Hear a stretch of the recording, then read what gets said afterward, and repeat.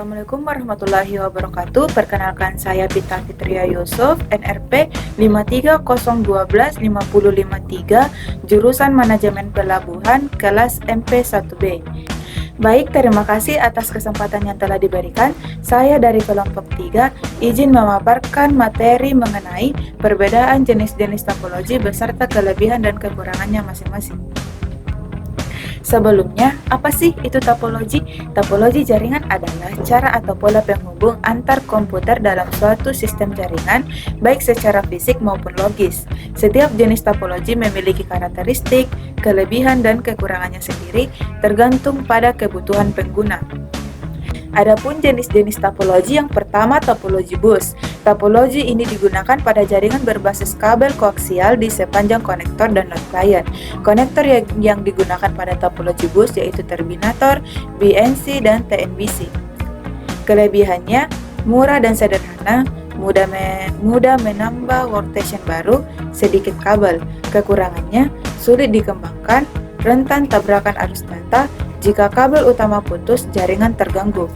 Yang kedua, topologi start. Topologi start atau bintang menggunakan switch atau hub agar bisa terkoneksi dengan klien.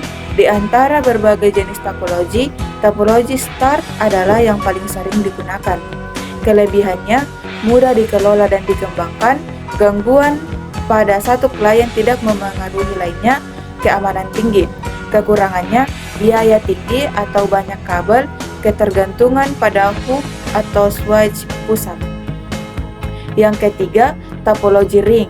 Topologi ring atau cincin menggunakan LAN card untuk membuat koneksi antara satu komputer dengan komputer yang lain dalam sebuah rangkaian yang berbentuk melingkar seperti cincin. Kelebihannya, performa koneksi stabil, biaya instalasi murah, konfigurasi mudah. Kekurangannya, troubleshooting sulit, rentan tabrakan data. Jika satu koneksi rusak, seluruh jaringan terganggu. Keempat, topologi mesh. Topologi ini biasanya dimanfaatkan untuk instalasi dengan banyak jalur. Topologi ini juga menggunakan kabel tunggal sehingga pengiriman data bisa lebih cepat karena tidak melewati switch atau hub. Kelebihannya, keamanan data tinggi, bandwidth besar, tidak ada tabrakan data. Kekurangannya, biaya instalasi mahal, banyak kabel, dan rumit. Kelima, topologi tree. Topologi ini merupakan gabungan antara topologi start dan topologi bus. Jenis topologi ini digunakan untuk interkoneksi di antara hierarki yang berbeda-beda. Topologi tree ini memiliki rangkaian yang berbentuk struktur pohon. Kelebihannya, mudah dikembangkan, mudah mengatur data secara hierarki. Kekurangannya, biaya instalasi mahal, kinerja lambat. Jika bagian utama rusak, bagian bawah ikut terganggu. Keenam, topologi hybrid. Topologi ini merupakan gabungan dari beberapa jenis topologi, dua atau lebih, yang membentuk jaringan komputer baru. Kelebihannya, fleksibel dan mudah diperluas, bisa disesuaikan dengan kebutuhan jaringan besar. Kekurangannya, instalasi dan manajemen rumit dan biaya tinggi. Ketujuh, topologi peer-to-peer.